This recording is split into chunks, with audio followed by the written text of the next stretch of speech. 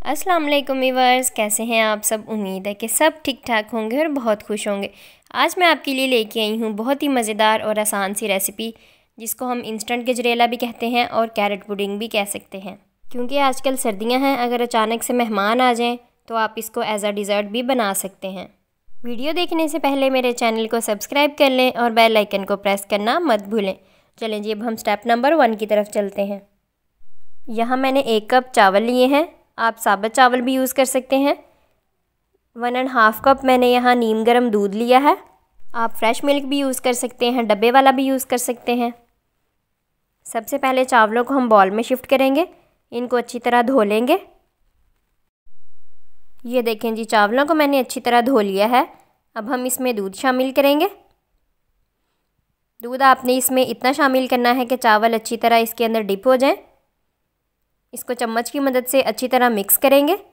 इसको अच्छे से मिक्स करने के बाद कवर करके रूम टेम्परेचर पे आधे घंटे के लिए भिगो लेंगे। क्योंकि ये इंस्टेंट गजरेला है तो आधे घंटे के लिए इसको भिगोना इनफ है।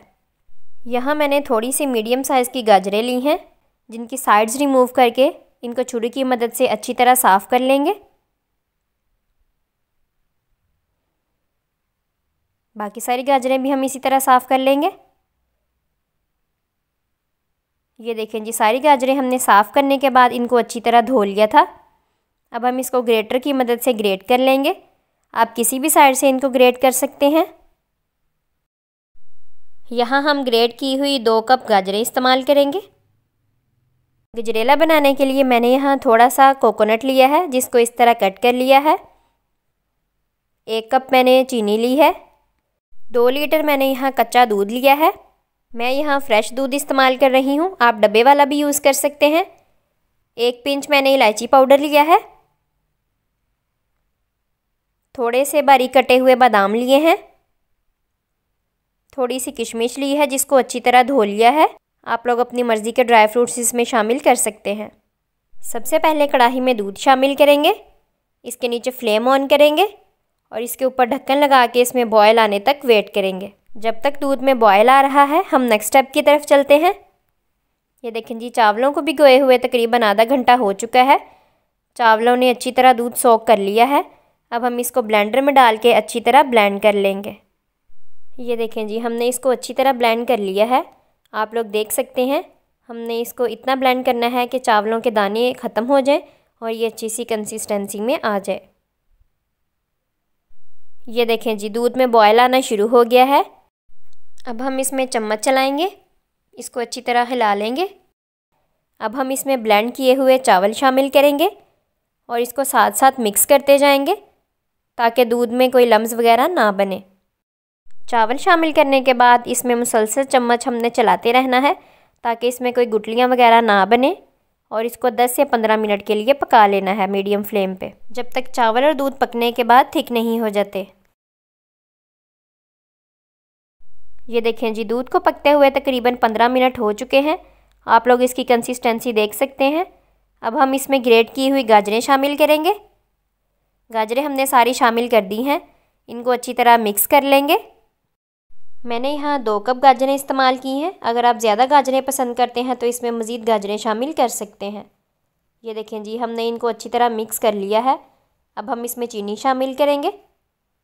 चीनी आप लोग अपने हिसाब से कम या ज़्यादा कर सकते हैं, क्योंकि कुछ लोग मीठा ज़्यादा खाते हैं और कुछ लोग कम मीठा खाते हैं।